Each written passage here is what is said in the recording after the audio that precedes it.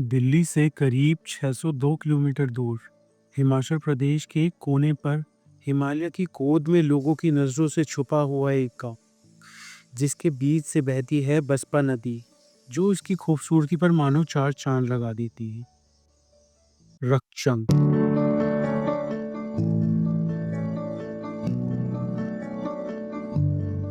Good morning from Shimla.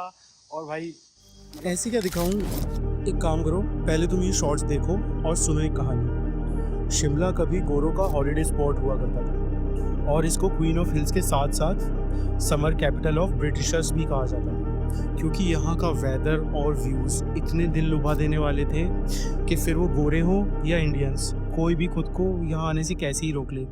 तो bullet के हाल देखते हुए, और ये नहीं चल रही, अब हम लोग बाइक रेंट करके लाए हैं, दूसरी हिमालयन की, ओ सॉरी रॉयल एनफील्ड की स्क्रैम 411। बाइक तो प्यारी है।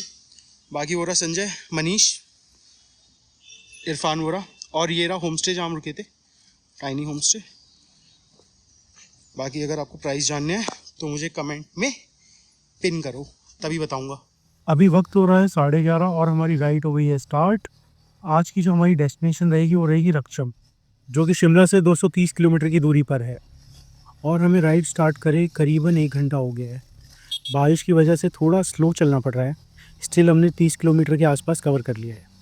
लेकिन भाई एक बात तो माननी पड़ेगी कि मानसून में बाइक राइड बहुत दिलकश होती है, मानो ऐसे कि कभी सफ़र ख़त्म ही ना हो।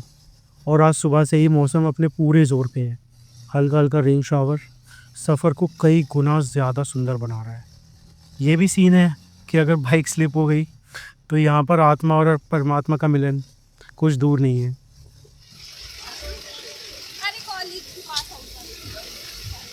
ये देखो, अब मैं बताता हूँ ये नेट का सीन क्या है।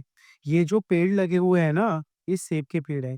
जब मॉनसून होता है तब कभी कभी ओले पड़ते हैं तो वो इनके फ्लावर्स को तोड़ देते हैं। सो ये नेट उस चीज से ट्रीज को प्रोटेक्ट करता है। बोले मैगी कैसी है? ये बहुत ठीक है, बिना खाए कैसे बता दूंगा। भाई कैसा है? Okay report. तो भाई ब्रेकफास्ट नहीं करा था, आप रुके हैं ब्रेकफास्ट के लिए। हम शिमला से 40 किलोमीटर आ गए ना, 40 किलोमीटर आ गए। कैसी है मैगी? ओके रिपोर्ट एकदम बहुत सही है। और सुन एक बात बोलूं, यूट्यूबर के भी इसके बाल भी तो नहीं यार, पाजी आए बेचारे पीछे से केले खा रहे थे। थूक रहे थे, छाती पे गिर गया, अभी भी नहीं गिर पा। छी यार पाजी। चलो बॉस, खाना खाते हैं, उसके बाद मिलते हैं आपसे। जस्ट इमेजिन एक बंदा जिसको बाइक राइड कुछ खासी पसंद हो, क्योंकि it's quite tiring you know, but कहते हैं ना nature is the best healer. ये सीन देखने के बाद मेरे भी दर्द बिल्कुल गायब हो गए।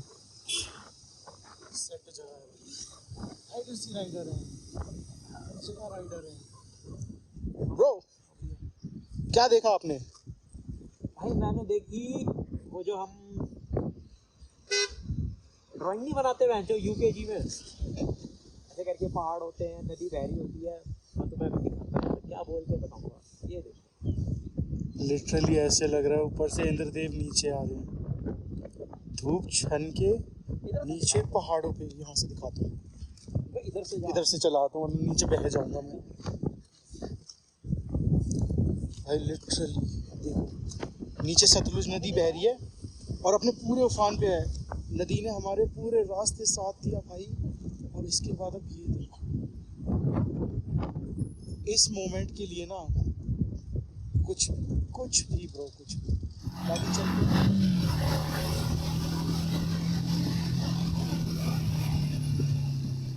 वैसे अगर एक बात कहूँ, पहाड़ों की एक बात तो माननी पड़ेगी, जितना आप गहराई में जाओगे उतने ही सुंदर होते जाते हैं।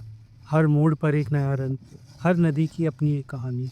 और ऐसे ही हम पहुंच गए करचम डैम ब्रिज पर, जो कि बसपा नदी से क्रॉस करते हुए हमें रक्षम और चिटकुल तक ले जाता है।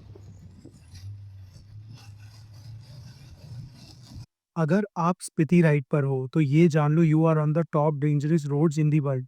लेकिन इन खतरनाक हाईवेज के बीच आज भी एक मंदिर ढाल बनकर खड़ा है, जो कि आज भी बिना जाने कितने पर्यटकों को सड़क हादसों से बचाता है। तरंडा माता मंदिर।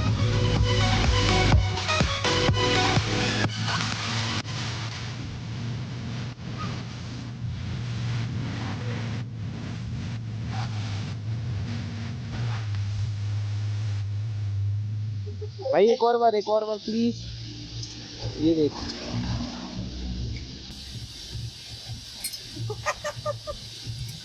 दो स्ट्रेट ऐसे होते हैं, ये का तो पता नहीं।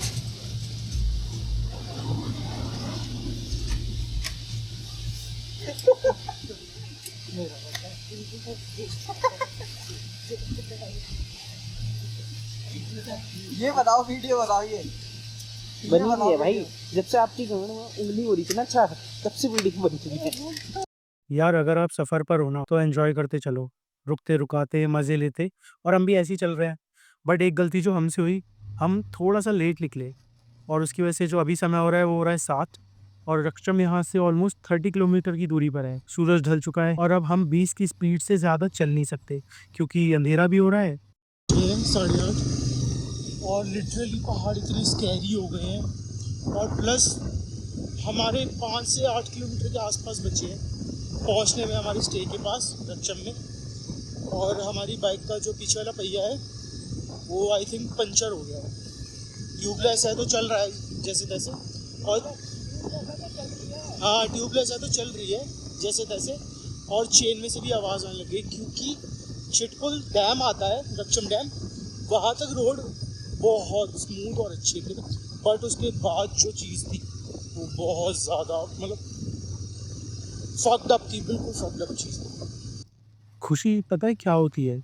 जब आप 9 घंटे पहाड़ों के रास्ते पर ड्राइव करो और आपकी बॉडी टूट जाए और साथ में बाइक साथ ना छोड़ दे, इस बात का डर। उसके बाद दिखे उम्मीद की रोशनी, आपकी मंजिल, वहाँ खुशी का पता चलता है। सारे दुःख, दर्द, एक्साइटमेंट में बदल जाते हैं। ऐसे ही हम भी पहुँच गए रक्षम, और मिलते हैं आपसे सुबह।